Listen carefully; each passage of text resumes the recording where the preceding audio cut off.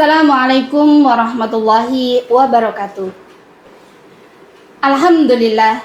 Alhamdulillahi nahmaduhu wa nasta'inu wa nastaghfiru wa na'udzu billahi min sururi anfusina wa min sayyiati a'malina may yahdihillahu fala mudhillalah wa ma yudlilhu fala hadiyalah. Sahabat Basnas rahimakumullah, segala puji dan rasa syukur hanyalah milik Allah Subhanahu wa Ta'ala yang telah memberikan kita kenikmatan iman dan Islam, sehingga hati kita senantiasa merasakan tentram. Salawat terbingkaikan salam tak pernah lupa kita sanjungkan kepada baginda Nabiullah Muhammad sallallahu alaihi wasallam. Mudah-mudahan kita dan anak cucu kita senantiasa istiqomah untuk menjalankan sunnah-sunnah beliau. Sahabat Basnas rahimakumullah, tidak terasa kita sudah memasuki hari ke-10 di bulan Ramadan.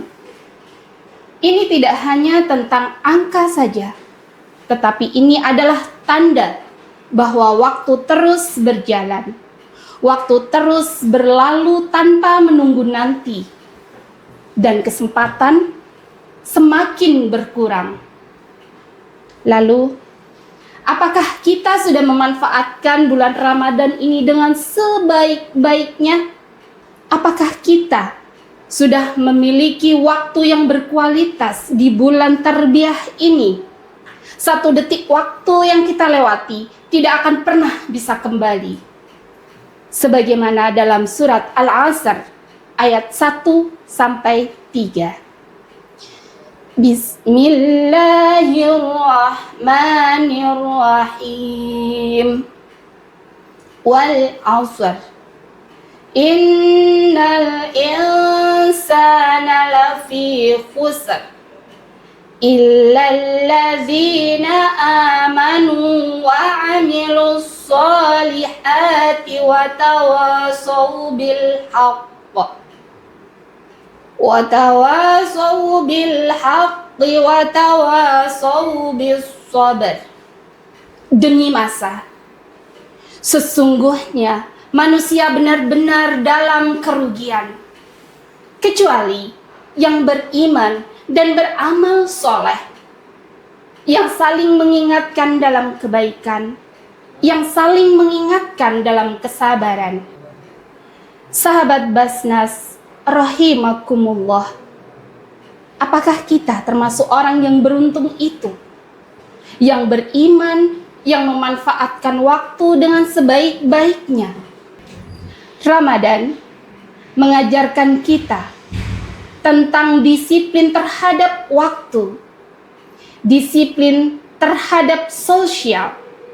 Dan hari ini, mari kita mencoba untuk membahas dua hal tersebut.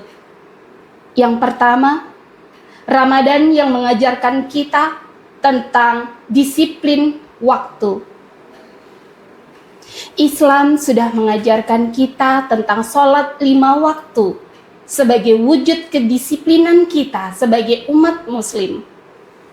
Kemudian di bulan Ramadan, kita harus disiplin dengan berpuasa, waktu berbuka, dan waktu sahur yang sudah ditentukan.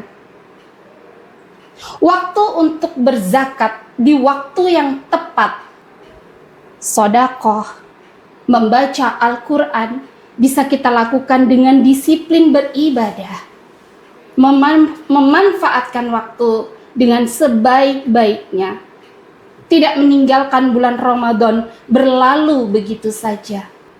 Lalu bagaimana kita memanajemen waktu kita di bulan Ramadan agar tidak berlalu dengan sia-sia? Sahabat Basnas rahimakumullah, Imam Ali mengajarkan kepada kita bagaimana kita membagi waktu kita dengan sebaik-baiknya. Imam Ali membagi waktu dalam satu hari dibagi menjadi 3 bagian. Yang pertama, waktu untuk beribadah kepada Allah. Yang kedua, waktu untuk bekerja atau mencari nafkah. Dan yang ketiga, waktu untuk diri sendiri. Jangan sampai kita terlena terus bekerja dan melupakan ibadah dan juga hak atas badan kita. Dan yang kedua, disiplin sosial. Apa yang bisa kita lakukan di bulan Ramadan ini dalam berdisiplin sosial? Kita harus mampu menahan amarah, tidak berkata-kata yang menyakitkan, dan juga kita harus mampu mengemban amanah dengan sebaik-baiknya. Kita tidak dianjurkan untuk bermalas-malasan, maka semangat bekerja menjalankan amanah dengan sebaik-baiknya adalah cara terbaik untuk mengisi bulan Ramadan ini. Saya jadi teringat dengan kisahnya Umar bin Khattab. Beliau adalah seorang pemimpin yang memiliki kedisiplinan sosial terbaik. Suatu ketika, beliau tidak pernah meninggalkan sehari pun tanpa melihat kondisi rakyatnya. Dan suatu malam, Umar mendengar ada seorang anak kecil yang menangis. Kemudian beliau mendekat. Apa yang terjadi? Ternyata ada seorang ibu-ibu yang memasak air putih yang di dalamnya adalah berisi batu. Umar pun kaget dengan hal itu dan bertanya tentang hal tersebut. Ibu itu lalu menjawab, "Wahai Amirul Mukminin, malam hari ini kami berada dalam keadaan yang berkesusahan. Kami tidak memiliki makanan, sehingga terpaksa saya harus memasak batu ini untuk menenangkan anakku." Pada saat itu juga, dengan tidak menunggu nanti atau menunggu esok hari, Umar bergegas kembali ke Baitul Mal dan mengambil sekarung gandum untuk dibawanya sendiri langsung ke hadapan sang ibu dan memastikan anak tersebut makan, kenyang, dan tidur dengan lelap. Masya Allah, sosok pemimpin yang bisa kita teladani. Dari kisah Umar ini dapat kita ambil hikmahnya bahwa disiplin tidak hanya tentang peraturan. Disiplin adalah panggilan jiwa. Disiplin adalah panggilan kebaikan dan keimanan yang tidak akan menunggu nanti untuk kebaikan. Mudah-mudahan Ramadan kali ini menjadikan Ramadan terbaik kita, menjadikan diri yang disiplin, yang bisa memperbaiki diri kita menjadi lebih baik lagi dari hari yang kemarin. Rabbana hab lana min azwajina wa dhurriyyatina qurrata a'yun waj'alna lil muttaqina imama. Semoga Allah menjadikan kita manusia pilihan yang dapat memanfaatkan bulan Ramadan ini dengan sebaik-baiknya. Dari saya cukup sekian. Mohon maaf atas segala kekhilafan. Billahi taufiq wal hidayah. Assalamualaikum warahmatullahi wabarakatuh.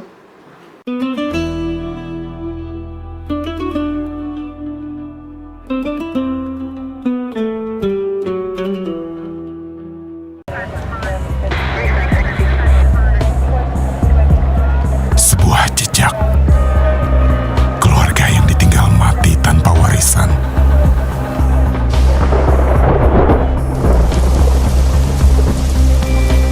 Satpam tua yang seharusnya sudah pensiun.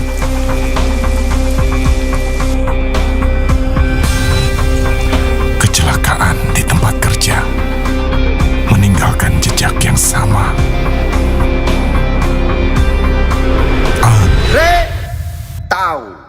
Lani. Panggilan untuk sang komandan. Kecelakaan di lingkungan kerja, kompor meledak, sale pisang. Petunjuk pertama. Masih anget nih.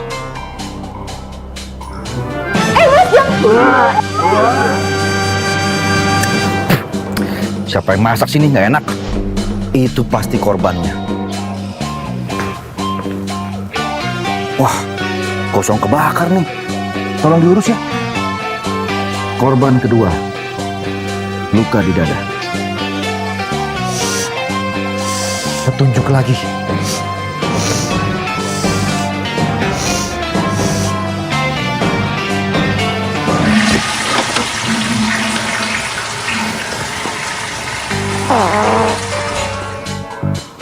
Kembali ke petunjuk awal. Andai tahu duluan. Andai tahu duluan.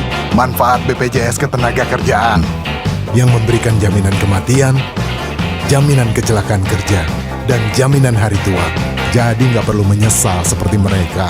Bukan cuma buat pekerja kantoran doang. Andai tahu duluan. Buat pelawak juga bisa, Mas Andre. Oh, kalau begitu saya akan simpan ini sebagai barang bukti. Mumpung tahu duluan, daftar sekarang BPJS Ketenagakerjaan. Untuk penyanyi juga bisa kan? Kerja keras, bebas cemas.